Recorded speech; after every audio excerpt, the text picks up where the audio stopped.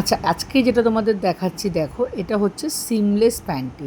Seamless panty মানে হচ্ছে যেগুলো তোমাদের থাইয়ে বা কোমরে কোনো রকম ইলাস্টিকের মতো দাগ করবে না এবং ভীষণ আরামদায়ক।